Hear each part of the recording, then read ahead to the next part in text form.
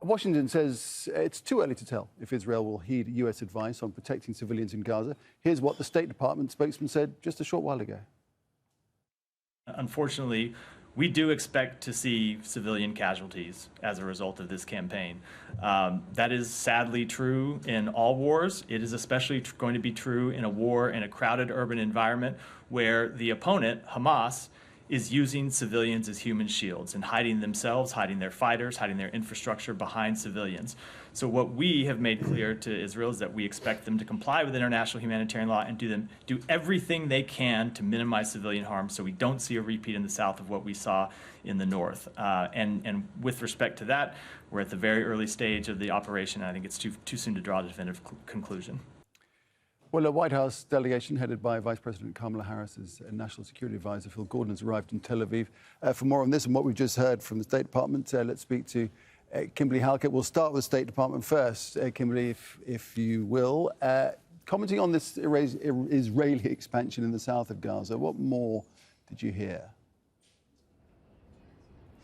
Well, what we're hearing there is really the State Department putting the blame for the high number of Palestinian civilian casualties not on the Israeli military that is responsible for the campaign, is responsible for dropping the large number of munitions that have resulted in more than 15,000 deaths. But instead, what we're hearing is the State Department placing the blame on Hamas. And how they're doing that is by saying that Hamas is embedding itself inside of churches, of mosques, schools, and hospitals.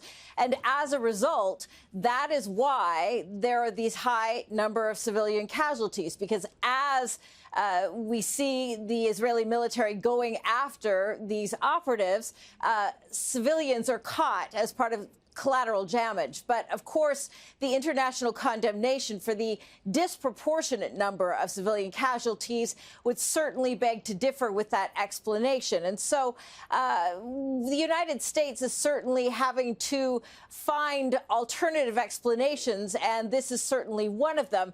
It does have a little bit of a challenge from the vice president's own words as she was meeting very recently over the weekend with Arab leaders, and following that meeting did point out that it is time for the Israeli military to follow humanitarian law, and that the numbers of civilian casualties, in her words, are simply devastating. Right, and speaking of which, the White House delegation in Tel Aviv right now, what more do we know about what they're hoping to achieve? What are the aims of that?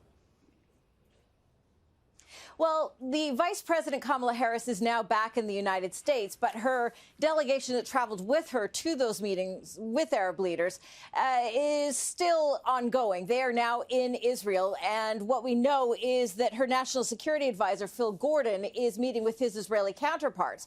The reason for this is that the United States is already starting to explore with the Israelis what post-governance in Gaza looks like. Now, they're having those conversations. Israel says that it is not willing to have Hamas running it as it has been previously, or the Palestinian Authority, even if it is a revitalized Palestinian Authority.